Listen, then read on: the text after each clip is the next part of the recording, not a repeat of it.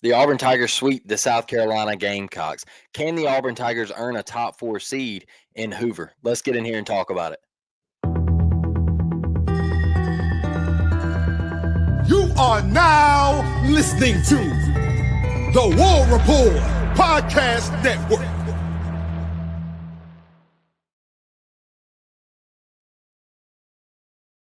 What is up, Auburn fans? How are we doing tonight? How about the Auburn Baseball Tigers this weekend? What a weird series it was. Another weekend full of rain, bad weather, rough. Just flat out rough across the conference, right? Across the conference. Alabama and Georgia, that was a mess. Tennessee and Vanderbilt, that was a mess. It was just all over the place. Arkansas and LSU, but we had all our eyes locked on those games, right? Because we need some help getting into this top four, right? In Hoover. So your top four seeds get a double bye. And that's what the Auburn Tigers are really focused on right now, is trying to get into that double bye, not having to play till a Thursday afternoon. And so we were locked in on those. Obviously, Auburn sweeps South Carolina. We'll talk about games 2 and 3. I talked about game 1 the other night, the shellacking that took place there. So, look, the SEC standings right now, Texas 20-6, Arkansas 18-9. Or excuse me, Texas is 20-7. I apologize. Arkansas 18-9, LSU 17-10, Georgia 16-11, Auburn 16-11, Tennessee 15-12, Vanderbilt 16-11, Alabama 15-12. So the reason I kind of wrote all of that down was because obviously Texas is they're probably going to walk away with winning the SEC regular season in baseball. Now you look at Arkansas, who is 18-9. Arkansas plays Tennessee this weekend. So more than likely, Arkansas is probably going to wrap up a top four seed because Tennessee is really struggling right now. Tennessee just lost another series. You're right, Miss Devin. Tennessee just lost another series to Vanderbilt this weekend, and I saw where things got chippy once again. Boy, look in the mirror. All right, sometimes you have to check yourself, and when you're constantly causing fights and skirmishes, and people got to break you up and all that, you're the problem. You were the problem, and Tennessee baseball is just that. But that's going to be a massive series. And then you got Vanderbilt. I wrote them down. They're 16-11. Auburn owns the tiebreaker. We obviously took 2 out of 3 in the very first SEC series from them this year. And they will be taking on Kentucky. So we took 2 out of 3 from Kentucky. That'll be a very interesting series. And then you got LSU at South Carolina. That's the reason we were wanting.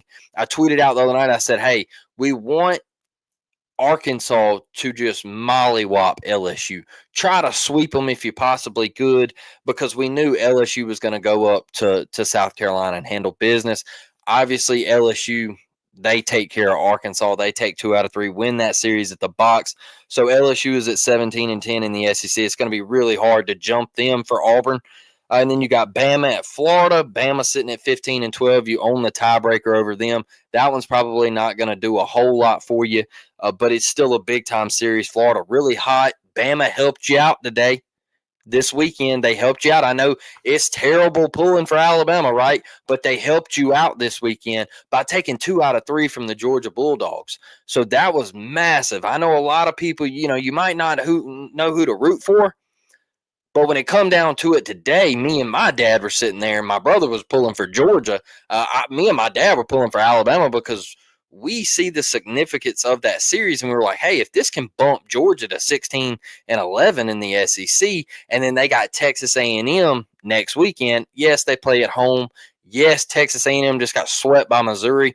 Boy, we can talk about that.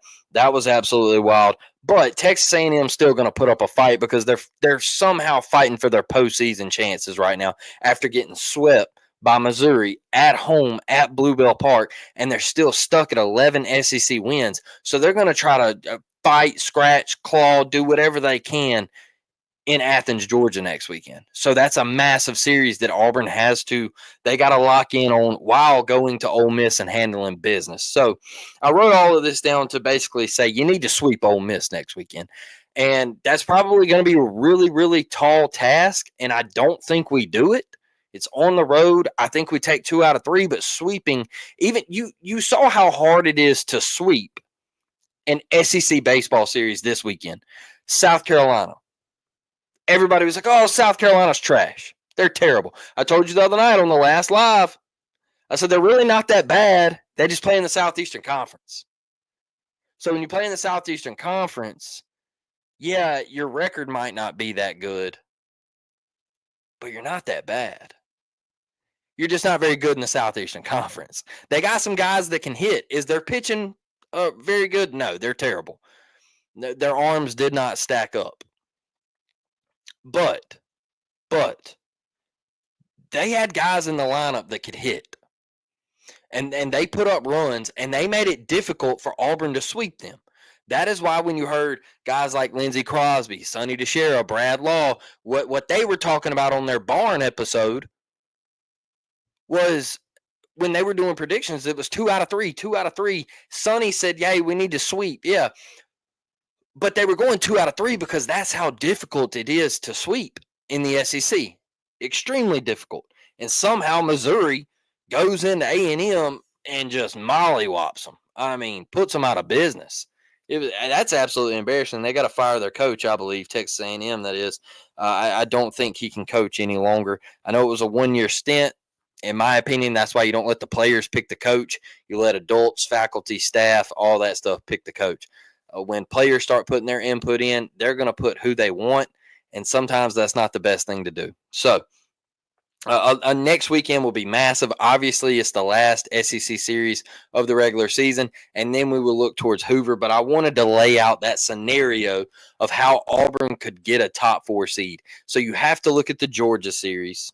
All right, I think that's the one. I think that's the one you really have to focus on. You're going to need them to drop a game, and you sweep. Or if they lost the series somehow to Texas A&M, that would be great. But you got to handle business in Oxford, Mississippi. You got to go up there and do the dang thing. So I look at LSU. There's just no hope there, right? Like, they're going to handle business against South Carolina. I don't think South Carolina pulls a Missouri.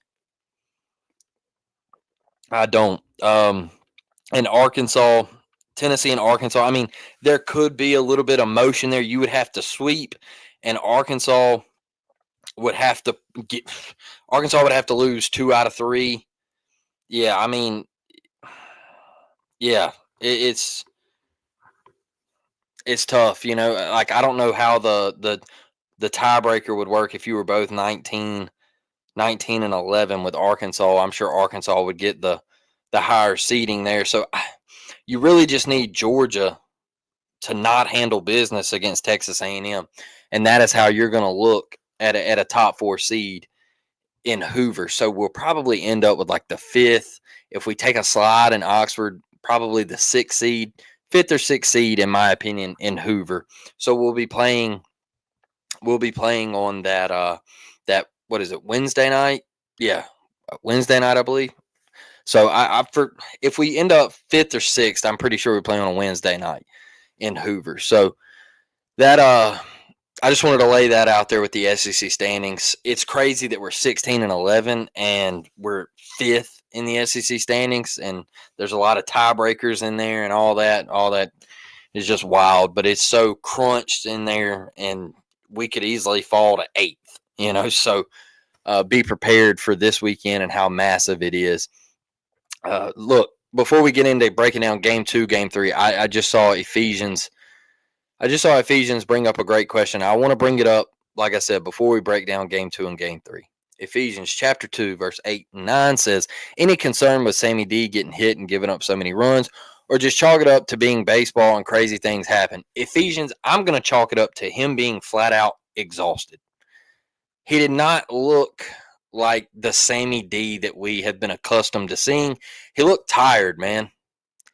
He looked tired. He looked like he wasn't trusting pitches, and he kept just floating that curveball up there, that deuce. I mean, and South Carolina, they were sitting on it. They were sitting dead red on it, and they were locked in, and they said, hey, we're not letting that pitch get over on us.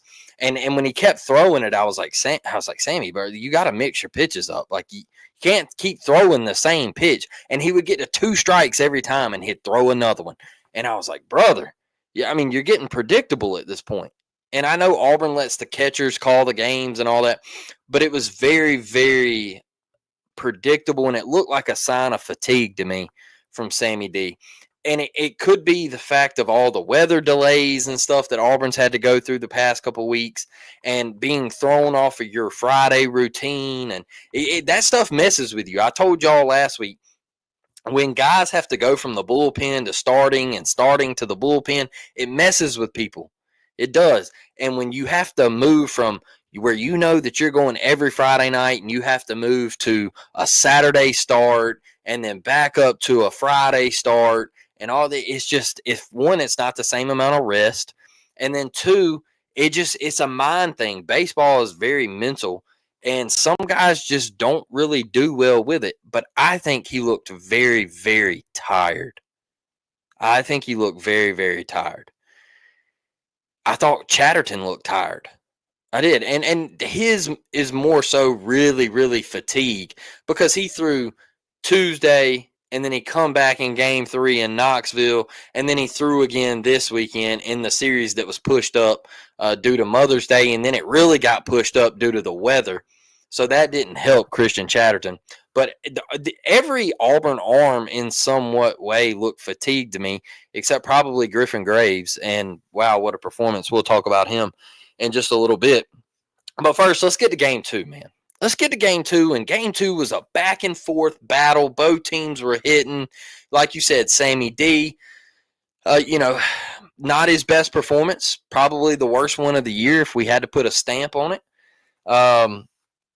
Hey, it happens, right? It happens. That's baseball. I told you that it wasn't going to be easy sweeping South Carolina. There was going to be a roadblock in there somewhere where you had to squeeze one out, and sometimes you just got to win an ugly game. And that's what happened. That is what happened. They come to hit. We hit with them. We answered back. They answered back. Hey, that's what happened. Sam Dutton, 4 innings pitch, 8 hits, 5 earned, 4 Ks. Wasn't his best. He got knocked around. But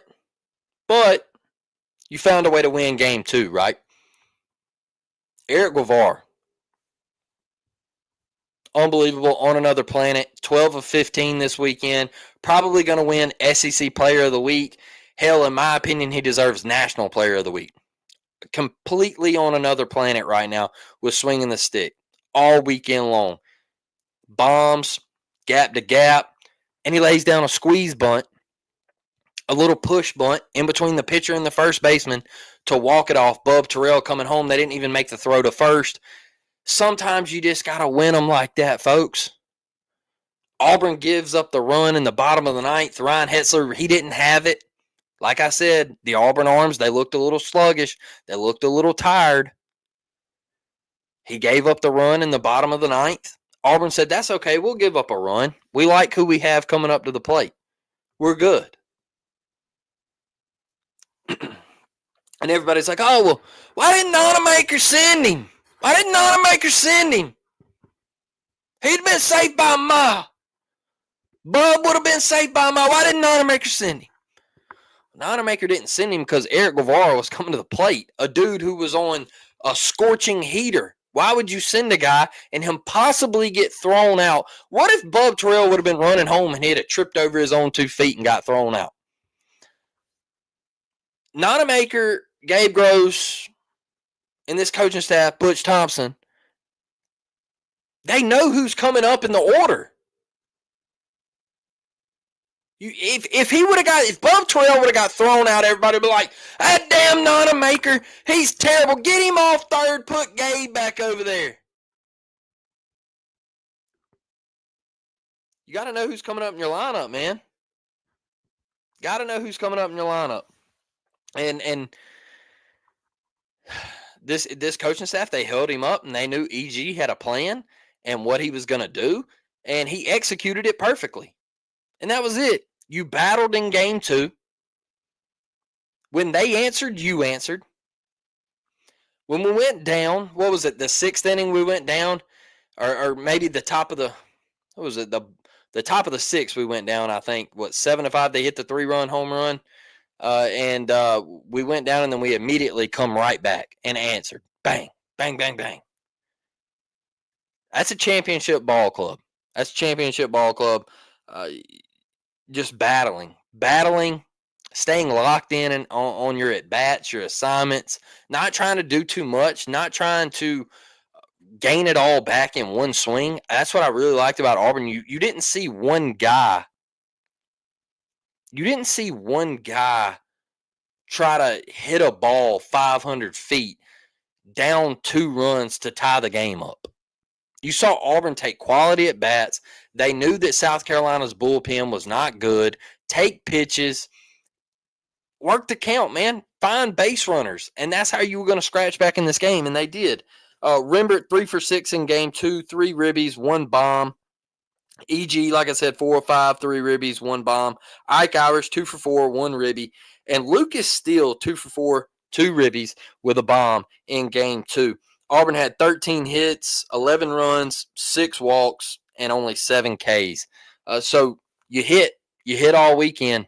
You produced at the plate, and it was damn fun to watch, in my opinion. Lucas Steele continues to be on a heater. Folks, you can't take him out of the lineup.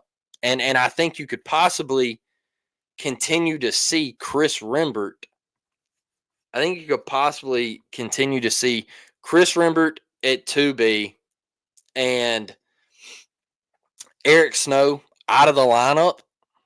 And I hate that, but it's just Lucas Steele is so hot right now, so Rembert can't slide to that DH spot. It's got to be Lucas Steele. So you're going to have Ike and Wright. You're going to have Rembert at 2B and EG at 3B. And then Cade, Bristol, Bub, all that, however they want to play that with left-handed pitching, right-handed pitching, whatever. You got to play the matchups, right? Bub really struggles against lefties. Obviously, he swings from the left side of the plate. So it's just whatever combination you want to go with right there. But Lucas Steele being the switch hitting DH and the way he's hitting the baseball right now, there's just no way you can pull him out of the lineup. So I think Eric Snow's time in the lineup right now as a full-time starter is in limbo. It's in question.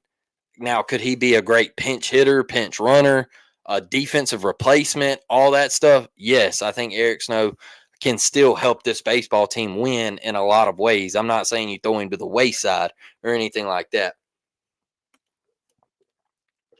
So, in game 3, Christian Chatterton, like I said, looked fatigued. Arm looked a little slow. 2 innings pitched, 4 hits, 3 earned.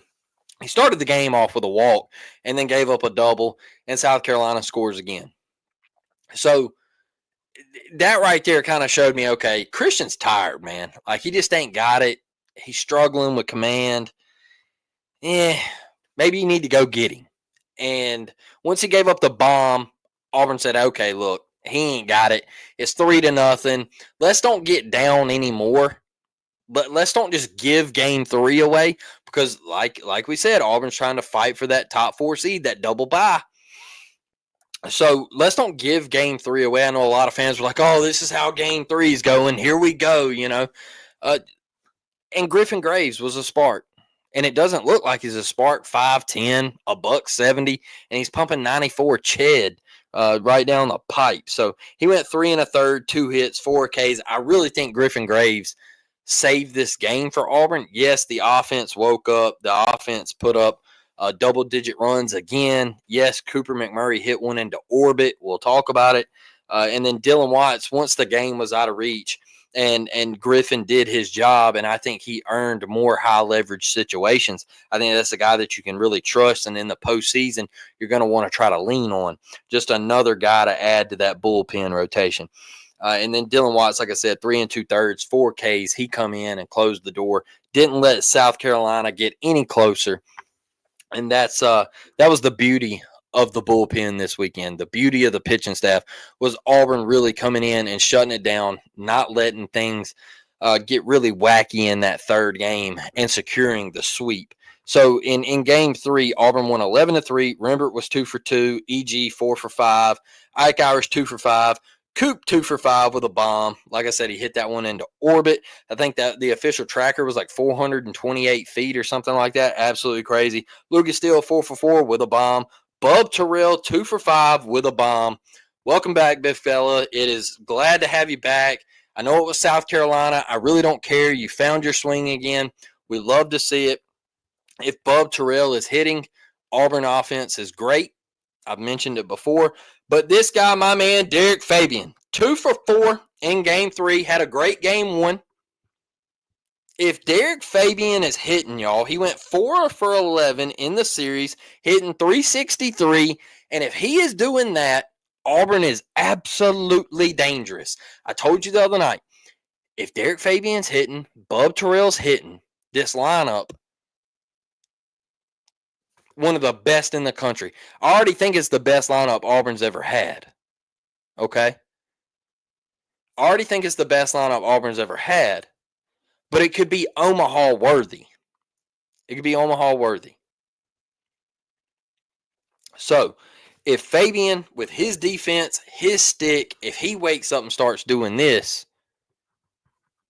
we're in great shape. Great shape. I can't wait to see regionals. I can't wait to see super regionals. Sweeping South Carolina, getting to 16-11 in SEC play.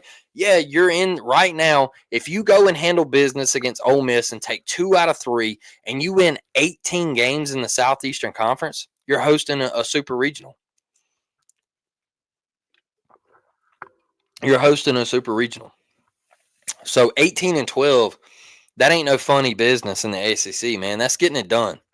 That's getting it done. And, you know, most teams, they fight, scratch, and claw to go 15-15 in the SEC. Hell, a lot of teams scratch and claw to go 14-16, which means, like, you're a 2 seed in the NCAA tournament. You're a 2 seed in the NCAA tournament. So that is the significance of this weekend and going to Ole Miss, handling your business, winning 2 out of 3. And if we miss out on the top 4 seed in Hoover, I'm okay with it. I'll live with it. I care more about regionals and super regionals. I want that to be in Plainsman Park. I want our regional to be in Plainsman, our super regional to be in Plainsman. And that's what it looks like it's setting up to be because you handled business against South Carolina this weekend. Now, South Carolina, if you want to fire Palmineri and all that stuff, go ahead. Me personally, I think it's a bad decision. I don't care if you think he's got whatever, something wrong with him, whatever. He's a legend of the game. He's a legend of the game. He's great for college baseball, and you got to give him more than a year. You can't just fire the guy for 1 year. It's just not how it works, in my opinion, with South Carolina. Now, Texas A&M, that's a different story, all right? That's a different story. You were preseason number 1. There wasn't no building blocks. You played in the national championship game last year. You had all the ingredients there. This guy had been on your coaching staff and all that stuff. So it's a different situation because I don't want people to say, oh, you just said Texas A&M should fire their coach. Different situation. Preseason number 1, predicted to go to Omaha, was just predicted on a graphic by some guys out there on social media, big talking heads, saying that A&M was going to make a run to Omaha. And I was like, pump the brakes. Different situation. Palmineri is a legend, and he will forever be a legend at LSU. Now, him coming to South Carolina, give him time. Be patient. He's not going to be there for 10 years. He's not. He just went there to build your program back up, and you're already wanting to fire him. You don't know why? Because you're impatient. Everybody in college sports is impatient now. You're super impatient. That's why I love Auburn baseball. Man, we've been so damn patient for so long, and here we are. Here we are. We've been so patient, and Butch Thompson has given us a master class of 10 years of just showing us how it's done and building a program that can compete at the highest level, man. Come on. Come on. Give it up for Butch. Give it up for Butch. I just think Butch Thompson everything Tony Vitello is, and yeah, he's got a national championship and how they carry themselves. I want a guy like Butch Thompson. Yeah, Butch don't have the national championship with Auburn under his resume. I think it's coming. I do. I'll tell you that right now. I said it. I said it 3-4 years ago. I think Butch Thompson wins the national championship at Auburn before he gives it up, before he leaves or retires or however he goes out at Auburn. I do. I think he wins the national championship. And it could be while Chris Rembert, Chase Fralick, and Bub Terrell are on the roster. I do. I think that's the type of talent that he's recruiting, the arms that he's bringing in. Man, you saw the growth of Teaford and how much better he's gotten in working with the kids and the pitching staff and the growth there. The development, like, it's gotten better. It's gotten better, and he just needed a little time to iron things out, man. And it's been really, really fun to watch. And Auburn's rolling. They're rolling. So, y'all, laid it out there. SEC standings, game 2, game 3. We hit. We did the dang thing. We did the job. We swept. So, I want to get over here to these comments before we get out of here. I know a couple of you are filling it up, and we are got a little bit of time. So I'll get in here, answer some questions, and then I want to talk about one thing with Texas and Florida this weekend with a 17-year-old kid for Texas, and we'll talk about that and the situation that happened. I'll give my thoughts on it because I might be a little different than a lot of people on the entire situation, so stick around for that. Miss Devin says, Tennessee lost another series this weekend. Yikes. Yes, Miss Devin. We talked about that one a little earlier. Crazy. Tennessee they're slumping. They're slumping and still talking trash. War damn Eagle, Miss Karen says. That second game was exciting. Yes, it was. It was a little nerve-wracking for me. But we got it done. We got it done. And Miss Devin, War Eagle fam, happy Mother's Day to all the up-tempo ladies. Hey, happy Mother's Day to all the mothers out there. I got to spend the day with my mother. Went out to eat. Didn't get to eat where we wanted to because it was like a 2.5-hour wait. But my mom didn't care. She said, hey, take me anywhere. So we went and got some chicken wings and all that good stuff. And just getting to spend the day, giving her some gifts. I'm blessed to still have my mom here and get to spend some time with her. So if you don't have your mom still here, I'm sorry from the bottom of my heart. Praying for you. I hope that however you get through and maneuver through this Mother's Day, I hope it gets better, man. I hope you really get to reflect on it and remember your mom in the best way possible. So, like I said, happy Mother's Day, Auburn Dad. I know you said the same thing. Happy Mother's Day. Yeah, man, that's big time. Miss Devin said the second game was nerve-wracking. I was hollering at the TV. I think we all were. It was definitely nervous. I can't believe my feed froze up at the end. Yeah, that ESPN Plus will do it to you, man. It'll be going in and out. Auburn Dad, that's crazy. Any concern? Yeah, we answered that one. So let's see here. Okay, so Auburn Dad. So if we sweep, we can't get national seed then as well. So look, here's the thing. So if we sweep Ole Miss, we're more than likely gonna get a top 8 national seed. So you just can't go into Ole Miss and get swept or anything like that. I really don't want to take one game. I want to win the series and take 2 out of 3 and just make sure, put the nail in the coffin on that top 8 national seed. Bush said he wasn't concerned about Sammy D. Nah, I'm not either. Look, you're going to get hit around as a pitcher. It's just going to happen. You're not going to throw 8 innings, 2 hit ball, no earned runs every single time out. It's just not going to happen. It's not. It's baseball. You're going to get hit around. Really need him Friday. Want to close this thing out strong. 100% agree. 100%. Cam Tilley. Look, Cam Tilley is a guy where you're not going to sit here and ask him to throw 6, 7 innings. All right. You need Cam Tilley to give you 4, 5 if he can stretch it. That's really asking him to do a lot. But you need Cam Tilley to give you 4 or 5 innings and get to that bullpen and give guys, like Carson Myers a chance and John Armstrong a chance and, all those cats, man. Let them get out there and have that opportunity. And you didn't even see Cade Fisher this weekend. That's what's crazy. Like, no Cade Fisher. So that was pretty interesting. I don't know what we're doing there. Maybe he just he wasn't needed. Maybe, I don't know. Like, they didn't feel confident in going to him in certain situations. I don't know. Eric better be SEC Player of the Week. Yeah, Eric Guevara is just on another planet right now. I don't really have any words to describe what actually happened. So, like, it was incredible to watch. Kid was just seeing beach balls. AU did exactly what it needed to do after being swept twice on the road. They came back and got 2 sweeps at home. If you can win your home series and don't get swept on the road, you will always be okay. Agreed, man. Agreed. Getting swept is really difficult. You always want to try to get one game.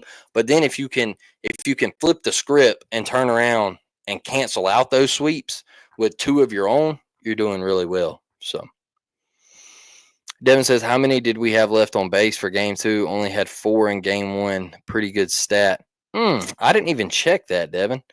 I did not even check that. I have to go look back at that. That's a great question. Glad we got done on Friday, giving the pitchers time to get fresh for this weekend. 100%. 100%. This is a really good question, and I'm going to look at how many we left on base in game 2. That's a great question. Who do you think pitches on Tuesday? Okay, so you could go Fisher. I don't think you will, though, because of the weekend. You might, though. You might. Just to get him throwing, like give him 2 innings, maybe 3 innings, something like that. I think Alvarez will start, though. If I just had to throw a dart out there, I think Alvarez will start and see how he does in the midweek. Because this is your last one, right? Like, this is it. And I'm wondering if we even play the midweek against Jacksonville State because of RPI reasons. You're fighting for a top 8 national seed. I don't see the game, because if you win the game, it's not going to like kill you. But if you lose the game, it can really damage your RPI. So I'm not sure we're even going to play it. Like, they might try to come up with some cheesy reason not to play the game. We'll just have to wait and see. Armstrong could give it a go, Devin. I don't see him being a starter, though. Like, I wouldn't want to run him out there, Ephesians, and let him start. I don't want to do that. Probably a mix of a lot of arms, though. Give the young pup some time. I could agree with that. Ephesians, my son will be born this Thursday, and me and him would love a sweep on the Ole Miss Rebel Black Bear Land Sharks, whatever the hell they are called nowadays. My goodness, how many mascots could you have? They want to talk about us being the War Eagle, Tigers and all this. I mean, you were the Rebel Black Bear Land Sharks, whatever nowadays. I mean, sheesh, come on. The Fighting Lane Kiffins. Get out of here, man. Butch, SEC Coach of the Year. Yeah, I could see it.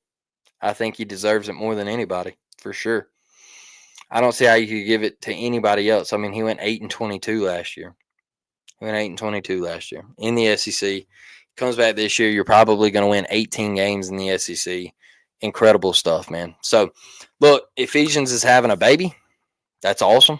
Thursday, we're going to be praying about you. We're going to be thinking about you. That's just exciting stuff. And then you roll right into the weekend with Auburn baseball. I mean, that sounds like a heck of a weekend if I ever had one myself. So, look, the thing that happened in the Texas-Florida game this weekend is, I believe what is his name? Jonah Williams plays football for the Longhorns. He gets up there. They're down 6, 7 runs. I think it was 8-1.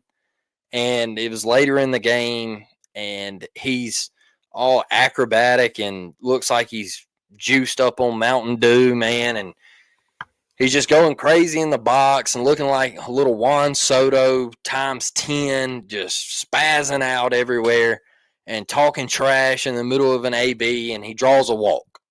All right. So when he draws the walk, he bat flips, and then he turns around and says something to the catcher because the catcher was like, hey, bro, like, go to first, man. And he turns around, he pops off to him, stares the pitcher down, then he gets to first, and Schloss immediately rips one, man. He's like, time, dude, time. He's like, runs out there, and he's like, look, man, you got to calm down. Like, you don't do this stuff. Calm down. Dude gets absolutely just pummeled on Twitter, Facebook, every social media outlet out there for the next 24 hours. Just gets blasted. I saw people talking about it this morning. Dude gets blasted. My thing with this is the kid. Let me start off like this. Because I want to nail this and try to come off the best way I can in this situation. So, do I agree with the way he acted? No, I do not. I think it was childish. I think it was very immature. And it's just not really baseball. Now, my other side to this is he's still 17. He's still supposed to be in high school. They were down by 7, and him being still a kid, he was trying to get his team pumped. He was saying, hey, let's go, man. I found a way on base. Let's get freaking pumped up. Let's go, man. Let's go. And he was trying to talk trash, get into Florida's head a little bit, and get his teammates up on the top step saying, hey, come now, kid. Let's go. Let's start something right here. That's all that was. Now, if I would have seen a fifth-year senior do it, I'd have been like, hey, dude, get the hell out of here. What are you doing? What are you doing? But with him, the kid's not even supposed to be in college yet. He was a damn 5-star safety coming out of high school, too. He plays football for the Longhorns, and he's a stud in baseball, too. So, do I think it was corny? Yes. Do I think it was wrong? Yes. Do I get why he did it? Yes. He's just a kid, and he was trying to pump up his teammates and try to spark a rally and get them going. Because you got to remember, Texas got swept last weekend by Arkansas. So that was the first game of the Florida series, and they were on a 4-game losing SEC streak. So he was trying to rip some dudes saying, hey, like, let's go, man. I'm a freshman doing this. Like, I need you to step up. And he was talking trash. Like I said, if I would have seen a fifth-year senior doing that or a junior doing that, I'd have been like, all right, man, chill out. You've been around the block a couple times. But to see a dude who's 17 and he hadn't really been around the block, he hadn't got it yet, he's still a pup. Okay, I get it. I'm going to cut him a little slack. I'm going to cut him a little bit of slack. And a lot of people might disagree with me. I've seen some people disagree on Twitter, and that's fine. But that's where I stand on it. I know what he was doing. If you played baseball, you understand it. You get what he was trying to do. Do you agree with it? No. But you understand it. So, I don't want to see the kid get ripped because guess what? He come up in game 2 and he had the game-winning hit. He had a bases clear and, dude hit a rocket out to left center. He hit a rocket out to left center, cleared all the bases, put Texas in the lead for good, and they won game 2. So they ended up losing the series. Oh, well. It is what it is, man. He's just a kid, in my opinion, and he's not even supposed to be in college yet. So, yes, he's only 17, Miss Karen. He is only 17. He left high school a year early. I felt like he might have been trying to fire the team up kind of like the head coach getting ejected on purpose. 100%, Mike. 100%, man. That's all he was trying to do. In my opinion, that's all he was trying to do. Did it come off the wrong way? Yes. I think when he looked back at the catcher and started chirping, it come off as the wrong thing. And a lot of people are like, oh, you bat flipped a walk. Okay, I get it, man. Trust me, I get it. But I don't think he meant it that way. And I think he's a really good kid, and I think he's a hell of an athlete. So ease up on the kid, man. Like I said, he's still a kid. He's 17. And I remember the dumb crap that I was doing at 17 and the crap that I was talking and all that stuff. So just ease up, chill out on him. I still think he's a hell of a player, man. It might be lame, but I get what he was doing. So we'll end it there tonight, y'all. War Damn Eagle. Look, this baseball team is on an absolute heater. Let's continue. Hopefully, we have a midweek game. Like I just mentioned, we might not. We'll wait and see if we do. We'll recap that one. Then we'll preview the Ole Miss series and get in here and look at it. They lost their series this weekend to Mississippi State, so they're down in the dumps a little bit. I'm sure they're going to come out fired up, being back at home and welcoming the number 8 ranked Auburn Tigers. Can't wait to see where we come in the polls tomorrow. So lock in, y'all. We're getting ready to end the regular season and start postseason play. Like I said, War Damn Eagle, thank y'all for joining me. Love y'all. We're out.